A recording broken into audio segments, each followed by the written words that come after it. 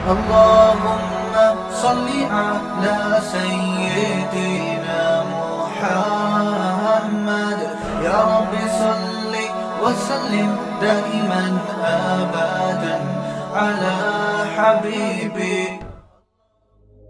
سکون سے، امن سے، شانتی سے رہو، ٹھیک ہے، لیکن کسی کا مذہب بھی قبول نہیں کرو. دیکھو ہندو بھی ہیں ہمارے ملک میں، عیسائی بھی ہیں، وہ تو بالکل ہی الگ مذہب ہے نا، وہ تو اللہ رسول کو صاف لفظوں میں انکار کرتے ہیں. تو ہم کہتے ہیں بھائی ٹھیک ہے، تم لکم دینکم ولی دین، تم جاؤ، تمہیں جو سمجھ میں آتا ہے کرو. تو ایسے ہی شیعہ سنی کا جو اختلاف ہے وہ اگر زبان کی حد تک رہے، دلائل کی حد تک رہے تو ٹھیک ہے. لڑائی بڑائی والا معاملہ ہوگا تو معاملہ کیا بنے گا؟ کیچڑ اچھالنا ایک دوسرے پہ. تو میں ایک بات آپ سے کر رہا ہوں کہ آپ اپنے بارے میں یہ فیصلہ کریں کہ آپ کیا ہیں، یا تو ادھر ہو جائیں یا ادھر ہو جائیں. تو اگر آپ شیعہ ہیں ٹھیک ہے، پھر وہ جو کر رہے ہیں وہ ان کا مسلک ہے، آپ کریں وہ جائیں. لیکن اگر آپ سنی ہیں تو پھر آدھا سنی آدھا ادھر آدھا ادھر، بیچ کا نہ بنے. میں بھی بیان میں عرض کر رہا تھا نا آخر میں کہ بیچ کا کسی کو بھی پسند، میرا خیال ہے آپ لوگ کو ہوتا ہے، شاید نہیں ہوتا نا کسی کو بھی پسند. قدرت نے کسی کو بیچ کا بنا دیا اللہ کی طرف سے، وہ تو اللہ کی طرف سے آزمائش ہے. لیکن خود سے کبھی بھی بیچ کا بننے کی کوشش مت کرو. تو یا تو ادھر ہو جاؤ یا ادھر ہو جاؤ. اب ہمارے ہاں لوگ کیا کر رہے ہیں، جو سنی ہیں سنی، محرم میں حلیم پکا رہے ہیں، حلیم کھا رہے ہیں، محرم میں سبیلیں لگا کے بیٹھے ہوئے ہیں، سبیلوں سے پانی پی رہے ہیں، محرم میں مرثیے سن رہے ہیں، رکشے والے بھی مرثیے لگا کے، ٹیکسی والے بھی مرثیے لگا کے. بھائی یہ اسلام نہیں ہے، یہ سمجھ رہے ہو؟ جو اس کو اسلام سمجھتا ہے وہ کرے، لیکن ہم سنی مذہب جو ہے وہ اس کی نظر میں یہ اسلام نہیں. نبی صلی اللہ علیہ وسلم نے لعنت فرمائی ہے میت پہ نوحہ کرنے والوں پر. سمجھ رہے ہو؟ آپ نے فرمایا جو گریبان پھاڑے وہ ہم میں سے نہیں ہے. میت پہ چیخنا چلانا، اس کو نبی صلی اللہ علیہ وسلم نے لعنت والا عمل قرار دیا ہے. شہادت پہ چیخنا چلانا کسی کی. حضرت جعفر طیار رضی اللہ تعالیٰ عنہ اہل بیت میں سے تھے. وہ جب شہید ہوئے ہیں جوانی میں، ان کی 4 بیویاں تھیں، بیوہ ہو گئیں. معذرت کے ساتھ یہ میں ٹاپک نہیں لا رہا، جو خود سے آ رہا ہے اسے آنے دو. اب شہید ہی چار بیویاں ہی بیوہ ہوئی تھی، تو میں ان کو آپ کی خوش کرنے کے لیے ایک تو نہیں کر سکتا نا. ان کی 4 بیویاں کیا ہو گئی؟ بیوہ ہو گئی. تو جب ان کے گھر میں اطلاع ملی ہے کہ آپ کے جوان شوہر شہید ہو گئے، تو ان کے رونے کی آوازیں آئی ہیں، چیخنے چلانے کی آوازیں آئیں. آپ صلی اللہ علیہ وسلم کو اتنا غضب آیا، آپ نے فرمایا کہ جاؤ خاک پھینک کر آ جاؤ ان کے منہ میں. اب ان سے کہو کہ اپنی آوازوں کو پس کریں. حضرت جعفر طیار بھی اہل بیت میں سے تھے، نبی کے سگے چچا کے بیٹے تھے. تو اہل بیت کی شہادت پر آپ صلی اللہ علیہ وسلم نے چیخنے چلانے سے، رونے سے منع کیا. اور حضرت جعفر طیار ظلمن شہید ہوئے تھے نا، ظلم ہوا تھا ان کے اوپر. تو اسی طرح ہم یہ کہتے ہیں کہ جیسے حضرت جعفر طیار اہل بیت میں نبی کے سگے چچا زاد بھائی، حضرت حسین نبی کے نواسے، تو جیسے حضرت جعفر طیار کی شہادت پہ چیخنے چلانے والے کو نبی صلی اللہ علیہ وسلم نے پسند نہیں کیا. حالانکہ ان کی بیویوں کا رشتہ، بیوی کا جتنا قریبی رشتہ اپنے شوہر سے ہوتا ہے، اتنا قریبی رشتہ ہمارا حضرت جعفر طیار یا حضرت حسین سے نہیں ہے. رشتہ یقیناً ہے مگر اتنا قریبی نہیں جتنا بیوی کا ہوتا ہے، اولاد کا ہوتا ہے. تو جب بیویوں کو رونے کی اجازت نہیں ہے، جو سب سے زیادہ متاثر ہوئی ہیں، تو ہم اور آپ کو حضرت حسین کی یاد میں چیخنے چلانے کی اجازت کہاں سے ہوگی؟ ہم زیادہ فنٹر بننے کی کوشش کیوں کر رہے ہیں بھائی؟ زیادہ آگے نکلنے کی کوشش کیوں کر رہے ہیں؟ یقیناً اہل بیت سے ایمان، اہل بیت سے محبت ہمارے ایمان کا جزو ہے، مگر اس محبت کا اظہار اس طرح سے کرنا ہے جس طرح سے اہل بیت سے محبت کا نبی نے حکم دیا ہے. نہیں آ رہی میرا خیال ہے بھائی، پولیس کی تو ضرورت نہیں ہے. جس طرح سے حکم دیا ہے بھائی اس طرح سے اہل بیت سے محبت کرنی ہے، اپنی طرف سے نہیں کرنی ہے آپ نے. تو پہلی بات تو یہ حدیث سمجھ میں آ گئی. اور آپ صلی اللہ علیہ وسلم نے چیخنا چلانا، گریبان پھاڑنا اور یہ سب کے منع کیا ہے. تو سنی مذہب میں ماتم کی اجازت، چیخنے چلانے کی، ہا ہو کرنے کی اجازت نہیں ہے. سمجھ رہے ہو بات کو؟ تو آپ یہ کام نہ کریں، مرثی آپ نہ سنیں، انہیں سننے دیں، انہیں کرنے دیں. آپ رکشہ ٹیکسی چلا رہے ہو، کہہ رہے محرم کے احترام میں گانے نہیں لگاؤں گا، مرثیے لگا دوں گا. بھائی نہ گانے لگاؤ نہ مرثیے لگاؤ. اور مرثیوں میں جس طرح سے اہل بیت کا نام لیا جاتا ہے اس میں اہل بیت کی عزت نہیں ہے بلکہ اہل بیت کی توہین ہے. ہائے زینب، ہائے یوں، ہائے یوں.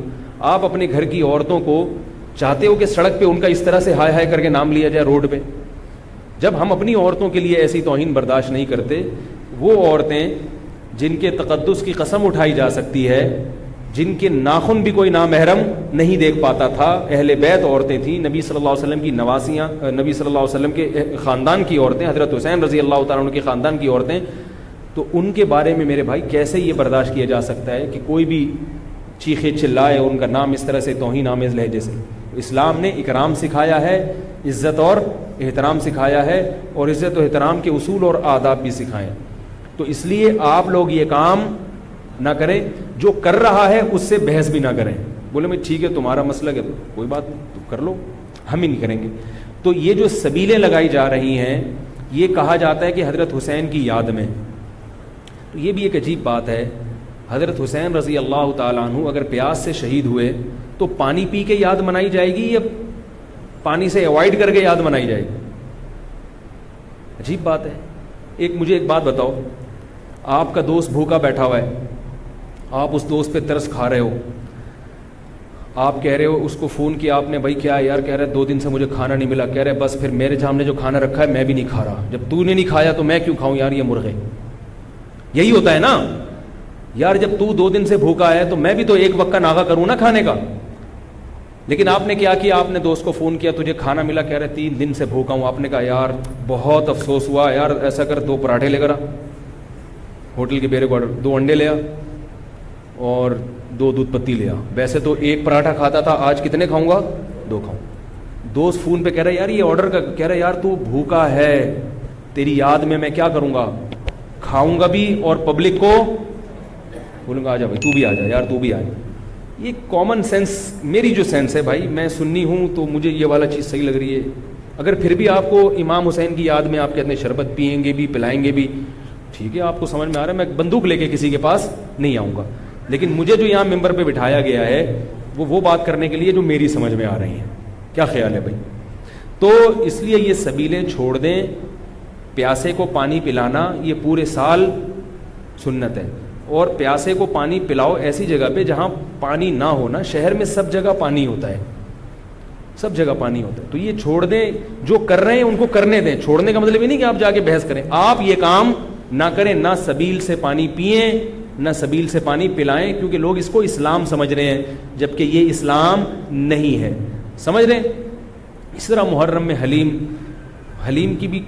حلیم کا جو فلسفہ بیان کیا جاتا ہے وہ یہ بتایا جاتا ہے کہ حضرت حسین کو کچھ بھی نہیں ملا تھا، کھانے کو کچھ بھی نہیں ملا تھا، تو ہم اب سب چیزوں کا ایک مرغوبہ بنا کے پبلک کو کھلائیں گے، جس سے یہ پتہ چلے گا کہ دیکھو حلیم میں گوشت بھی ہے تو حضرت حسین کو گوشت بھی نہیں ملا، حلیم میں چاول بھی ہے تو چاول بھی نہیں ملے ان کو، حلیم میں دال بھی ہے تو ان کو دال بھی نہیں ملی، حلیم میں جو بھی ہے تو ان کو جو بھی نہیں ملی. تو حلیم ایک ایسی ڈش ہے جس میں اتنی ساری چیزیں آتی ہیں کہ یہ ساری چیزیں ایک جگہ جمع کسی اور ڈش میں نہیں ہوتی. تو سب چیزیں کھلانے کا ہمیں ثواب مل جائے گا. یہ بھی وہی ہے کہ انہیں کچھ بھی نہیں ملا اور آپ ان کی یاد میں سب کچھ کھا بھی رہے ہو اور سب کچھ کھلا بھی رہے ہو حلیم کے نام. تو یہ بھی کامن سینس کی چیزیں نہیں ہیں، اس لیے چھوڑ دو اللہ کا واسطہ. لوگ کیا کہتے ہیں، میں محرم میں حلیم اس نیت سے نہیں پکا رہا، میں تو ویسے ہی پکا رہا ہوں. تو ویسے ہی تو نے سفر میں کیوں نہیں پکایا؟ ویسے ہی آپ ربیع الاول میں کیوں نہیں پکا لیتے؟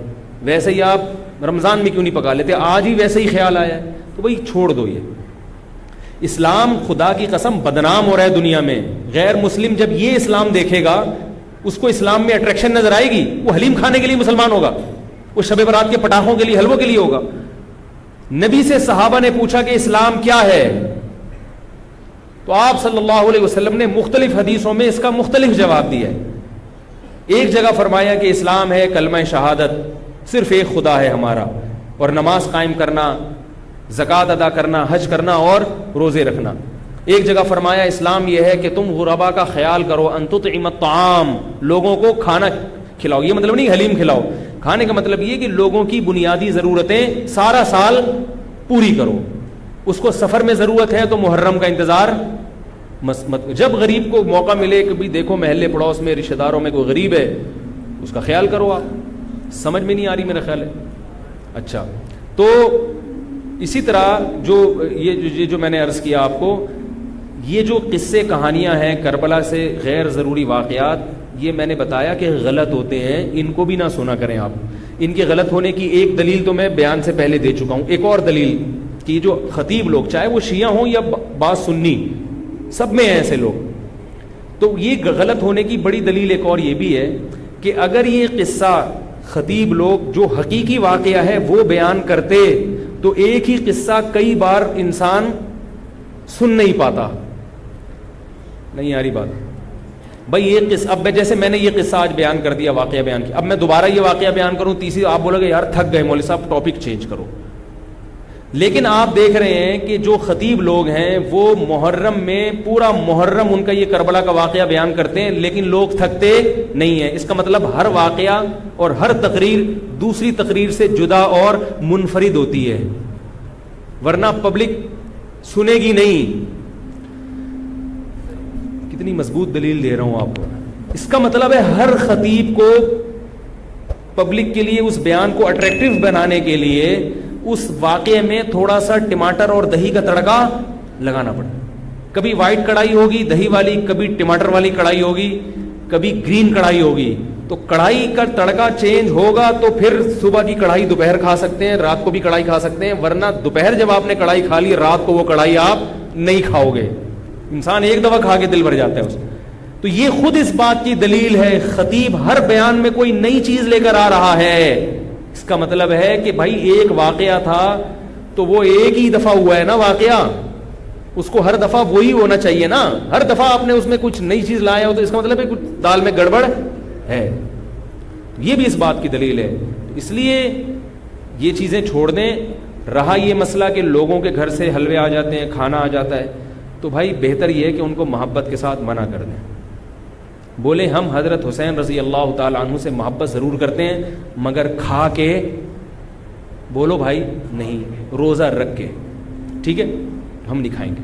اور اگر آپ یہ سمجھتے ہیں کہ لڑائی ہو جائے گی, بعض دفعہ وہ بیچارے نے تقریر تو نہیں سنی ہوتی, وہ تو محبت میں ہی لا رہا ہے, تو اگر لڑائی ہو جائے گی تو رکھ لیں, لیکن محبت سے اس کو مسئلہ سمجھا دیں, یار میں رکھ رہا ہوں تاکہ تمہارا دل نہ ٹوٹے مگر یہ ہے غلط. رہا یہ مسئلہ کہ اس کو کھا بھی لیں, اب آپ ایک دم نا سارے جوش میں ہو گئے, یار اگلا بتاؤ, یار اگلا اسٹیپ ہمارے لیے بہت امپورٹنٹ ہے, یہ ایک مسئلہ نہیں ہے رکھنا نہ رکھنا. رکھ لیا تو اب کیا کریں؟ اب آپ جوش میں آ رہے ہو, اب میں آپ کو 2 گھنٹے بھی بٹھا کے رکھوں نا آپ بیٹھ جاؤ گے, میں کہوں 2 گھنٹے بعد جواب دوں گا آپ بیٹھے رہو گے یہاں. اب کیا کرنا ہے؟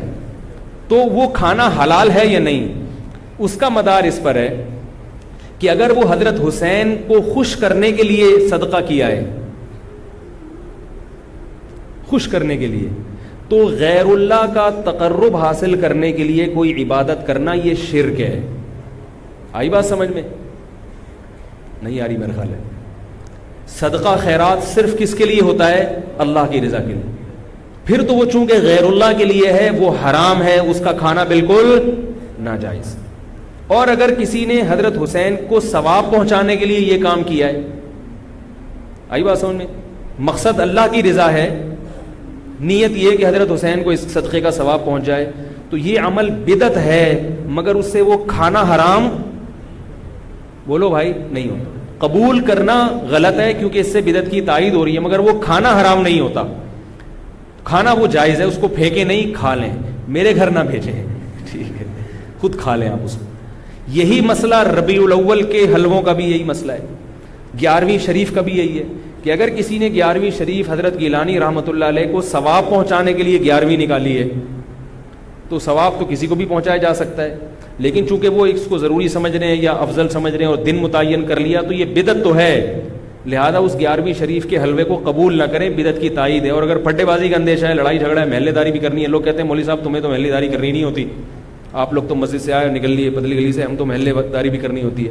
تو اگر ڈر ہے کہ نفرتیں پھیلیں گی تو قبول کر لیں, لیکن محبت سے اس کو سمجھا دیں, اور جب قبول کر لیا تو ضائع کرنے سے بہتر ہے کہ اس کو کھا لیں, رزق ہے وہ. لیکن اگر کسی نے نیاز نکالی حضرت گیلانی کو خوش کرنے کے لیے کہ اس سے ان کا قرب حاصل ہوگا, وہ خوش ہوں گے, ان کی رضا مقصد ہے, تو پھر یہ کیا ہے؟ شرک ہے.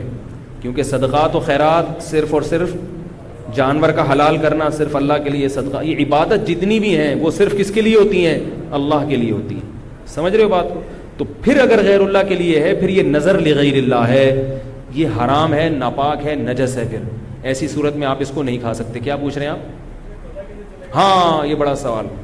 اب آپ ڈسٹرب ہو رہے ہیں کہ آپ نے تو بجائے فائدے کے ہمیں اور کنفیوز کر دیا. پتہ کیسے چلے گا کہ یار یہ کیا ہے؟ تو پتہ ایسے چلے گا، اس سے پوچھ لو، اس سے پوچھ لو بھائی یہ کیا ہے، یہ کیوں لا رہے ہو؟ تو بتا دے یار یہ حضرت حسین کی یاد میں ہے. تو آپ بولو حضرت حسین کی یاد کیا کا مطلب ہے؟ ان کو ثواب پہنچانے کو کہتے ہیں، ثواب پہنچانے کے تو بولو یار غلط ہے، بدعت ہے، لیکن بسم اللہ.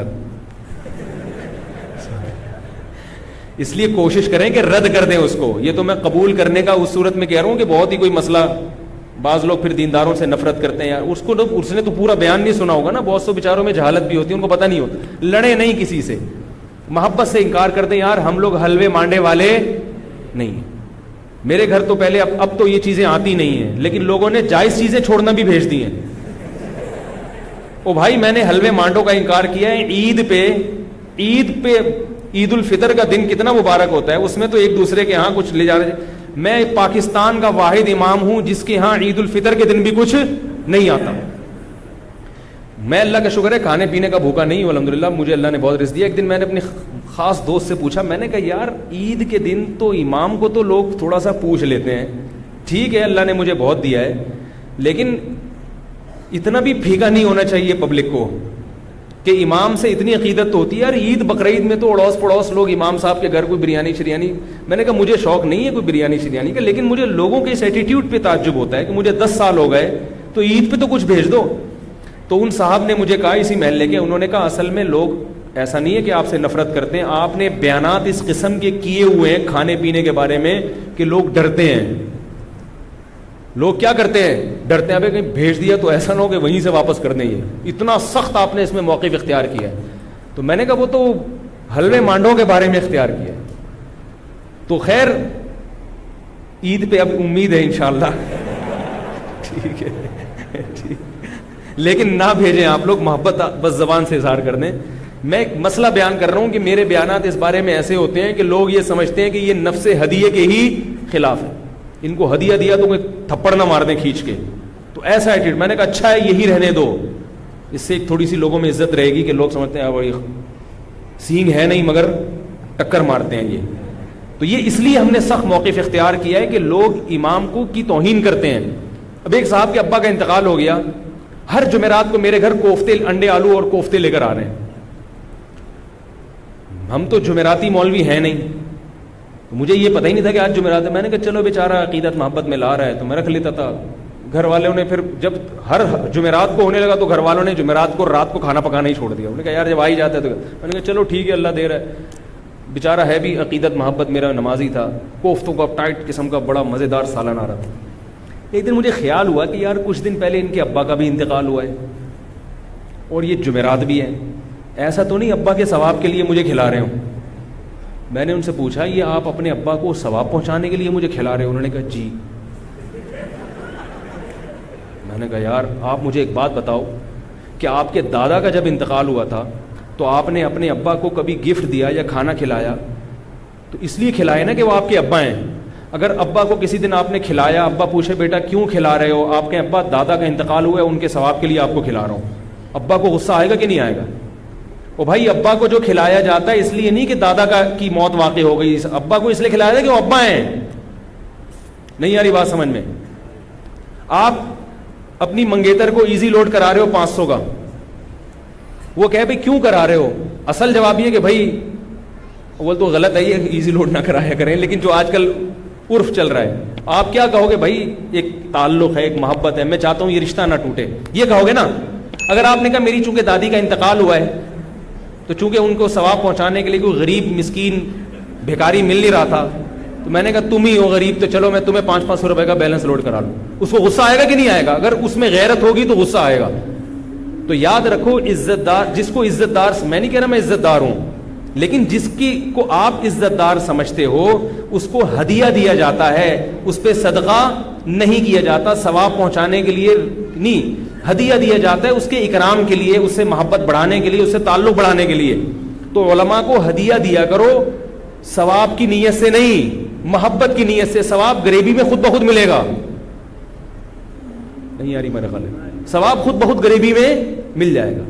تو میں نے ان سے کہا کہ بھائی یہ کوفتے کسی غریب کو کھلائے, میں اللہ کا شکر ہے غریب نہیں ہوں, کسی غریب کو صدقہ کر دیا کرے ابا کے ثواب کے لیے. آئندہ مجھے اس گلی میں آپ کوفتے لے کر گھومتے ہوئے نظر نہیں آئے, ٹھیک ہے,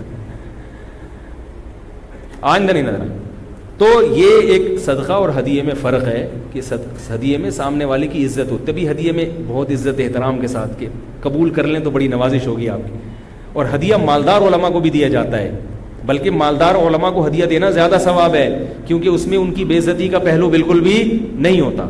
ہمارے حضرت فرمایا کرتے تھے مالدار عالم کو ہدیہ دینا زیادہ ثواب ہے, اس لیے کہ اس میں اس کی بے عزتی کا بالکل بھی آپشن نہیں ہے. وہ کبھی بھی آپ اس کو یہ نہیں دکھا سکتے کہ میرے ٹکڑوں پہ پل رہا ہے, وہ کہے گا میرے پاس اللہ کا ہدیہ تم سے زیادہ ہے. تو کہاں سے کہاں بات چلی گئی. تو ایصال ثواب کے لیے کھلانا تو یہ بھی توہین ہے. تو اگر کوئی پیرانے پیر کی نیاز نکال کے آپ کے گھر میں لا رہا ہے ان کو ثواب پہنچانے کے لیے, تو اس میں آپ کی بے عزتی بھی ہے. اس میں آپ کو یہ ثابت کرایا جا رہا ہے کہ آپ چونکہ محلے میں سب سے غریب ہیں, ان کو ثواب پہنچانے کے لیے مجھے آپ سے زیادہ کوئی مستحق نظر نہیں آیا, میں نے کہا چلو بسم اللہ. تو آپ کہیں بھائی ہم غریب نہیں ہیں, ہم ہدیہ قبول کرتے ہیں, صدقات و خیرات قبول نہیں کرتے. اگر غریب ہوں تو بھی یہ کہہ دیں کہ غریب نہیں ہے. اپنی غربت بیان کرنی ہے تو اللہ کے سامنے بیان کرو نا, پبلک کے سامنے کیوں بیان کرے آپ؟ کیا خیال ہے؟ غریب ہو کے بھی آدمی رہے ایسے جیسے اس سے بڑا. ہمارے حضرت بہت مسکین تھے, غریب تھے 60 سال کی عمر تک, لیکن فرماتے میں رہتا ایسے تھا, پبلک سمجھتی تھی اس محلے میں ان سے زیادہ پیسے والا کوئی ہے ہی. لوگ کہتے ہیں مجھ سے آ کے قرضے مانگتے تھے, ایسی شان کے ساتھ انہوں نے. مولوی تھے, مولوی ایسے ایسے مولوی بھی ہیں مارکیٹ میں, دیکھو آپ, مولوی تھے مگر ایسے رہتے تھے, کہتے ہیں لوگ مجھ سے آ کے قرضے مانگتے تھے. تو اپنے بارے میں فیصلہ کریں کہ ادھر ہیں یا ادھر. اگر سنی ہیں تو مرثی سننا چھوڑ دیں. کربلا کے واقعات جو مستند ہیں وہ علماء کی کتابوں میں پڑھیں, ٹھیک ہے, ایک تاریخی علم ہے, لیکن ہماری شریعت پہلے سے کامل ہے, ہم نے اسی کو فالو کرنا ہے. محرم میں شادی بھی ابھی کیا کریں.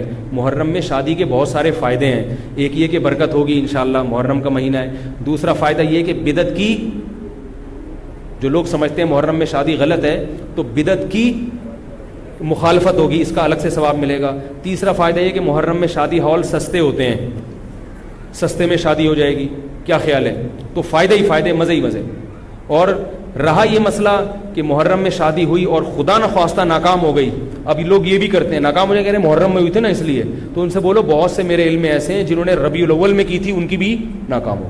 شادی کے کامیاب ہونے یا ناکام ہونے کا تعلق اس سے نہیں ہے کہ رمضان میں ہو رہی ہے کہ محرم میں, وہ اس سے ہے کہ میاں بیوی کا رشتہ جوڑ کا تھا یا نہیں تھا, دونوں تمیز سے رہنا چاہتے ہیں کہ نہیں چاہتے. اگر دونوں تمیز سے رہنا چاہتے ہیں تو کہیں بھی نکاح ہوگا انشاءاللہ کامیاب ہوگا. اگر دونوں تمیز سے یا دونوں میں سے ایک میں اڑی ہے, وہ رہنا ہی نہیں چاہتا تمیز سے, تو حرم کے اندر بیت اللہ کے اندر بھی نکاح ہوگا تو وہ ناکام ہو جائے گا. سمجھ گئے؟ اللہ تعالی ہم سب کو سمجھنے کی, عمل کرنے کی توفیق عطا فرمائے. الحمدللہ رب العالمین.